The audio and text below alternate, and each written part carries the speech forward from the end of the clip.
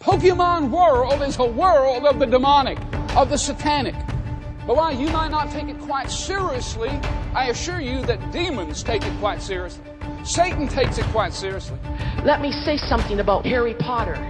Warlocks are enemies of God. And I don't care what kind of hero they are. They're an enemy of God. And had it been in the Old Testament, Harry Potter would have been put to death. Dungeons and Dragons, occult games like that, psychic readings, reincarnation pyramid, clairaudience, mental signs, false visions, superstitious amulets, talismans, Satanism, karma. These are some of the occult spirits. Now, if you've dabbled in any of these, then you're cursed, your children are cursed, your grandchildren are cursed, your great-grandchildren are cursed.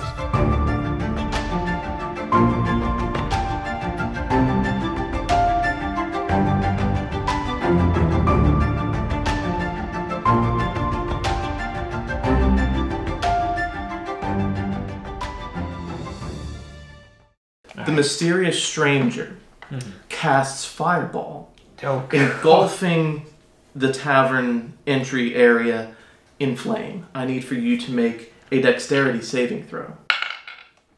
Oh, 19. Ooh, that is good, so you will only take half damage. All right. You have to draw a line in the sand somewhere. When I play D&D specifically, just to cite this as my first example, when I play D&D, I am not my character. That is a line I draw. Because this character in this story, he might have a deity that he worships. I don't worship that deity. John does not worship that deity. But Grugnar, the orc barbarian, might worship Mork, the warrior deity of the orcs, because that's part of the game. That's what that character does. So I'm going to try to just knock him out. So a non-fatal attack. Non-fatal attack. Okay. Roll to hit. That's going to be a 2. Nice. All right. So you go to hit this man with a club. As you start to swing, you actually move a little too far into the step, and your club makes contact with the wall just above his head, so you don't actually hit him. You know, demons, they're in the Bible. They are said to be bad. And the church in particular doesn't like people worshiping them. And then, of course, the church historically has not been very happy with people worshiping other gods. And even in the Bible itself, God wasn't too happy with people worshiping a golden calf and ascribing to it powers and abilities that are actually his. And then, of course, he wasn't too happy a few times, and I believe it would be the book of Judges, and perhaps a few other books of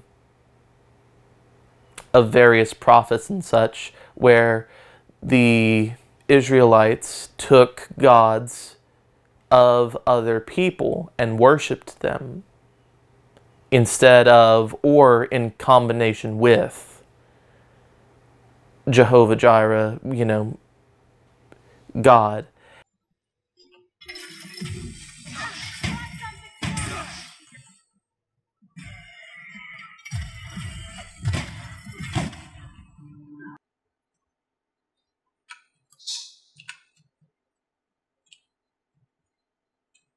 You know, he didn't like that, and he said that that was bad. And a lot of times they got various punishments for that. And I get that. And so then you take that and you put it into pop culture today, and you apply it to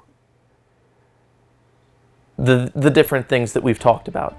There are demons in Dungeons and Dragons.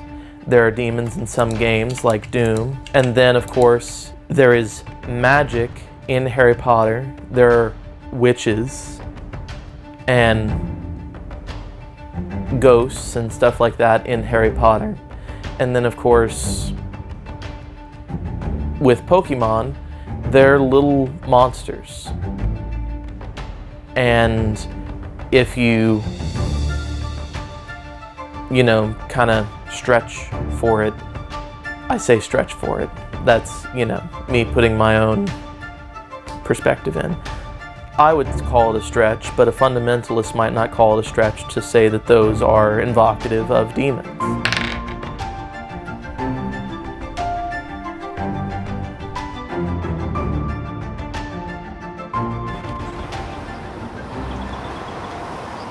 But I think a lot of times religious folk like to label things and put things in a category, and they don't know what they're talking about. They don't find out the truth about it.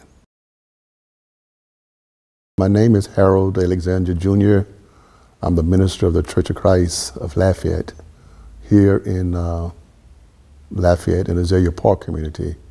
I know you're not from around here, but a strange thing has occurred. See, this tavern has been in the Hugh family for generations. Mm-hmm. But instead of passing the bar to his son, who is a mage, he has chosen to pass it to the two of you. The child of God has always been called to be in the world, but not of the world.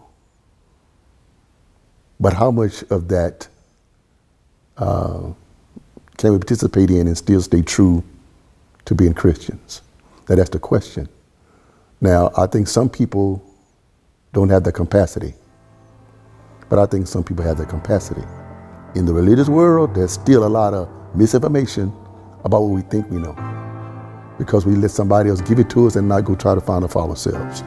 And so knowledge has always been the key to me. Let me learn about this. Let me see, do I know what I know? Am I sure what I know?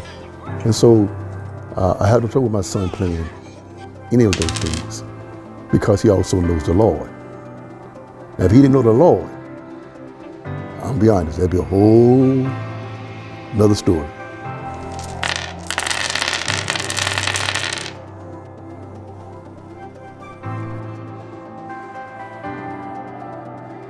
Right.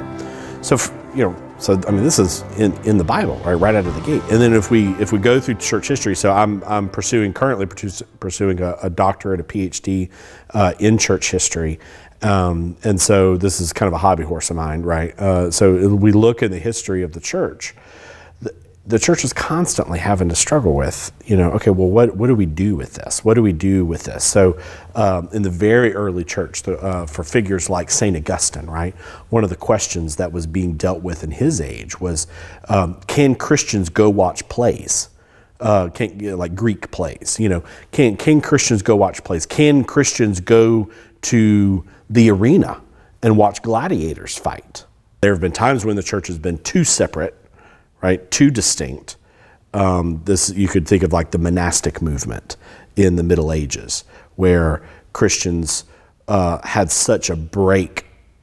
There was such a break between godly things and worldly things that many men felt like, and women felt like, the only way to live a holy life was to completely separate from the world. Thus was born the monastery, right? And then there's the other ditch, right, where all things are lawful, to misquote Paul, right? All things are lawful. We can do whatever we want and just ask forgiveness later. And we can be functionally we can be functionally the same as the world around us for the sake of the gospel, oftentimes, is what people think. By the time we hit the 90s, especially, as kind of evangelicalism is becoming more homogenous and popular here in America, you have the growth of the megachurch, you have the growth of kind of youth group culture, you have the growth of Christians kind of seeing themselves as a counterculture, right, to the worldliness and the world around them. And obviously, to an extent, that's always been true. But you have this kind of rejection of music, rejection of movies, rejection of books, rejection of all kinds of media that are just not just worldly, right, but demonic in their eyes, right? And so, novels, books, games get kind of wrapped up in this movement. So, as a Christian, as a pastor, as an amateur theologian, I guess you'd say, what I see when I look at games like Dungeons and Dragons, when I look at comic books, when I look at kind of we'll just call it just kind of the fantasy genre, regardless of what media it lands in, right? What I see and the way I do it, because even today, I play Dungeons and Dragons. I play with my kids. I run a game for my kids. I have 5 kids, right? 3 or 4 of them are old enough to play. I run a game for them. I've played at local comic book stores here in Lafayette from time to time, with having 5 kids and a couple jobs and working on a PhD. I don't have a lot of time for that, but I do what I can. For me, what I see is an opportunity for me to use a gift that God has given me called my imagination.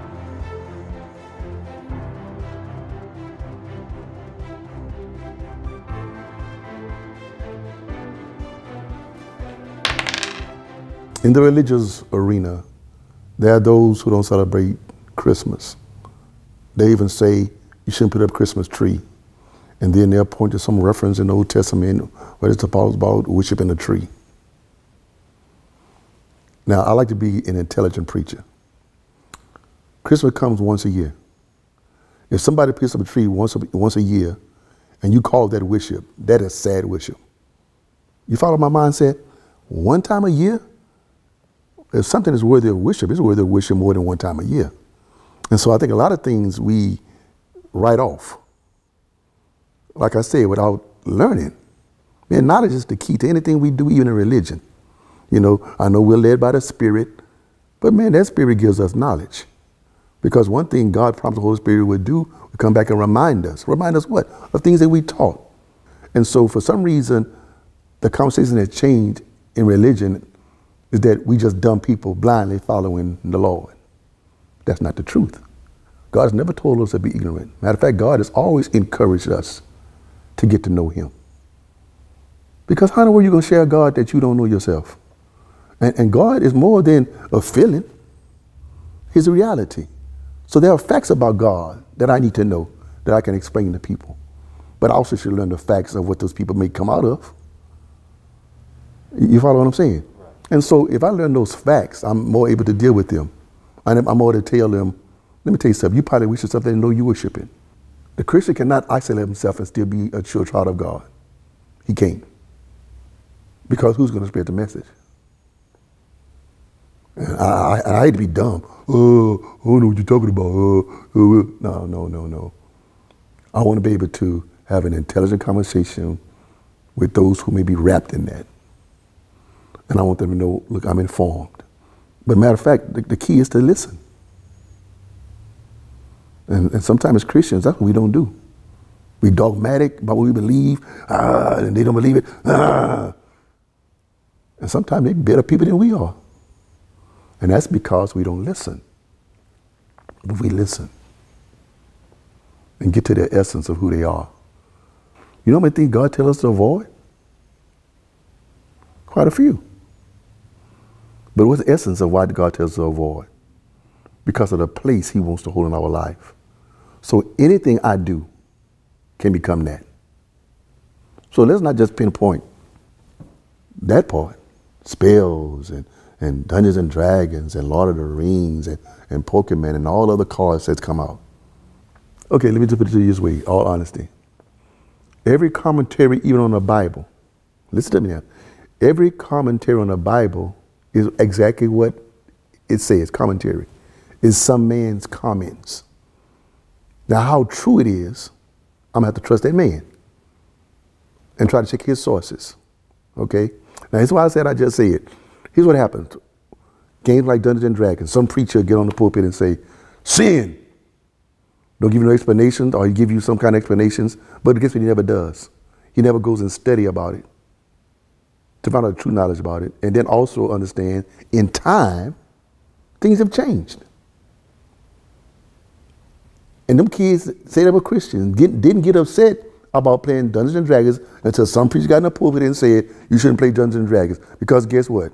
They didn't care nothing about all the other mess ups associated with it that they're trying to bring out. They only cared about, like your friend said, the community it opened up, the camaraderie it happened, the mind of you know, challenging each other, how to do this and how to do that. That's all they thought about. And you played it, so you know what I'm talking to you. And you played with your friends. That's all y'all thinking about. Y'all were thinking about, oh, I'm going off to go with the devil now. I got to watch how I'm tapping. Oh, the devil. And then they tell you, the devil gets in any kind of way. Yes, he can, but guess what? I still say greater is he than in me as in the world. I also still say Jesus has all the power. Now, so what are we saying? Are we saying that we don't trust the power of God in our children's life to do what it'll do? Say we do associate with that. That's not how people are associated with it today. It has changed. Time has weakened certain things that people practice in old times. So what do I keep my son home, isolated from everything? Don't let him learn nothing, don't let him get involved in anything. Then also when he get out there, you ask a little kid why you should go trick-or-treating today. Man, he's gonna get some candy. You wanna get some candy, wanna get some candy. That's all he knows. And he won't know nothing else. Let somebody tell him. And that's what he knows. That's his mindset. So the satanic thoughts, how the satanic thoughts got in? You know when they got in? When we told them that's what it was. Let me ask you an honest question. Who do you think brings out more negative sometimes than the children of God? Christians. You in this world. Sometimes we the culprits. And it shouldn't be that way. I mean, just preach truth and preach it with love. You ain't got no problem. I know when I don't agree with something. And I know what I believe. And I'm able to watch a movie that has something I don't agree with in it, know that I don't agree with it, and maintain my own reverence for God. And what purpose does it serve? Whenever I go and talk to my atheist friend who watches these movies and who plays these games and who is in this world, I can approach him with knowledge of the things that he enjoys. Video games are my in, essentially. So I could strike up a conversation with this person about a video game that we've both played and talk to him and get to know him, and perhaps this conversation leads elsewhere. Perhaps it helps my witness. And so when I do play video games, I do play them because I enjoy them. But I also know that I don't feel bad about playing them because it connects me to the people around me. And that is what I take as meaning being in the world, but not of it.